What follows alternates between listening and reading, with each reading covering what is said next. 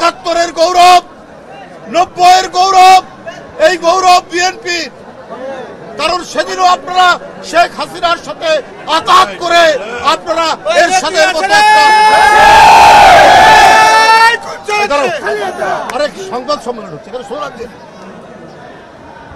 এখানে আপনারা সেদিন জাননি এরশাদের কুলাঙ্গারের নির্বাচনে, 86 সালের নির্বাচনে, এটাও তো জনগণ দেখেছে। কিন্তু বিএনপি সেই নির্বাচনে যায়নি। তার নেত্রী বলেছিলেন, দেশনেত্রী বেগম খালেদা জিয়া, এরশাদের অধীনে কোনো নির্বাচন করবো না, স্বৈরাচারের অধীনে কোনো নির্বাচন করবো। আপনারা মঈনুদ্দিন ফখরুদ্দিনের, ওরা গণতন্ত্রকে ধ্বংস করার জন্য এবং একটি ভয়ঙ্কর হাসিনার স্বৈরাচার কায়েমের জন্য এসেছিল। তখনও সেদিন আপনারা বাধ্য করেছিলেন তার নির্বাচনে যেতে। এটাও তো জনগণ জানে এবং জনগণ দেখে। আপনারা তো ইসলাম নিয়ে রাজনীতি করেন। ইসলাম মানে কি বারবার মুনাফিকি করা? ইসলামের মর্ম বাণিত হচ্ছে তুমি যে অঙ্গীকার করো সেই অঙ্গীকার তুমি রক্ষা করবে, এটাই তো ইসলামের মর্মবাণী। বন্ধুরা আমার, বিএনপির সেই ঐতিহ্যের পতাকা ধারণ করে, যে ঐতিহ্যের মধ্যে আছে জনগণের কাছে অঙ্গীকার থেকে বিন্দুমাত্র বিএনপি পশ্চাৎপসরণ করে না।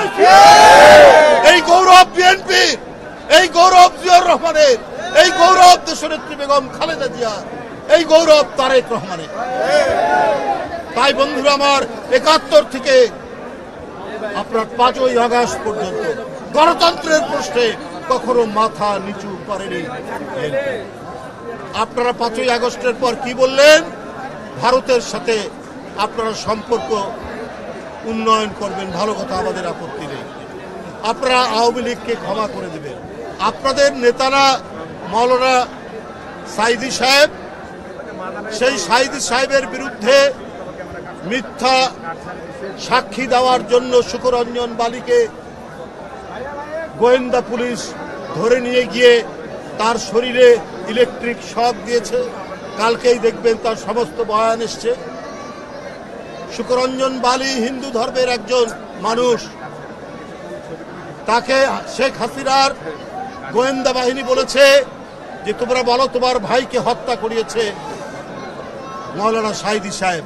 সে বলেছে আমি মিথ্যা কথা বলবো না, না সেটা করেনি। শুকরঞ্জন বালি সে যে সাহসিকতা এবং ন্যায় নীতির যে দৃষ্টান্ত দেখিয়েছে, এইটা আমি ওই রাজনৈতিক দলের বন্ধুদেরকে আমি বলতে চাই যে আপনারা শিখুন তার কাছ থেকে। আপনারা সম্পর্ক উন্নয়ন করতে চান ভারতের সাথে। শেখ হাসিনার প্রতিটি গুম খুনের দোষর হচ্ছে পার্শ্ববর্তী দেশ।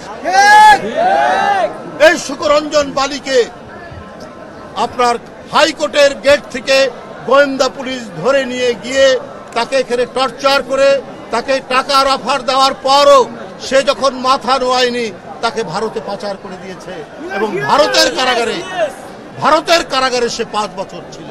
সেই 5 বছর সেখান থেকে আজকে বেরিয়ে এসে সে এই কথাগুলো বলছে। এরপরেও আপনারা বলেন যে শেখ হাসিনার সব মাফ করে দেবেন, ভারতের সাথে সম্পর্ক উন্নয়ন করবেন। তো এর মধ্যে দিয়ে তো প্রমাণিত হয় যে আপনারা হচ্ছে ন্যায় নীতির পরোয়া করেন না। আপনারা রাজনীতির নামে ধান্দাবাজি করেন, আপনারা অন্য কিছু করেন না। আপনার দলের প্রধান নেতাদেরকে যারা জুডিশিয়াল প্রক্রিয়ার নামে জুডিশিয়াল কিলিং করলো, তাদেরকে বলছেন আপনারা মাফ করে দেবেন। তাহলে আপনারা ইসলামের যে মর্মবাণী, যে অন্যায়ের বিরুদ্ধে প্রতিবাদ করো, প্রতিরোধ করো, সেটি তো আমাদের মধ্যে নাই। করুণার কথাও বলা হয়েছে যে ক্ষমা চাইবে, তাকে করুণা করতে বলা হয়েছে। তার বিভিন্ন ধাপ আছে, বিভিন্ন পর্যায়ে। ওরা ক্ষমা চাইলেও না কিছু না, আপনি তাদেরকে ক্ষমা করে দেবেন, সম্পর্ক উন্নয়ন করবেন। অর্থাৎ আপনারা আপনাদের রক্তের সাথেই বেইমানি হলো না। যেমন 86 সালে আপনারাও বলেছিলেন নির্বাচনে যাবেন না এর সাথে, তারপরে আপনারা গিয়েছেন। বন্ধুরা আমার, এই ধরনের অপপ্রচার এর সাথে আজকে শুধু পার্শ্ববর্তী দেশ তারাই শুধু অপতথ্য অপপ্রচার কলঙ্ক লেপনের চেষ্টা করছেন না, ভেতর থেকেও অনেকে ওই আমি আগেই যেটা বলেছি যে ঘোলা পানিতে মাছ শিকার করার রাজনৈতিক ফায়দা তুলতে চাচ্ছে।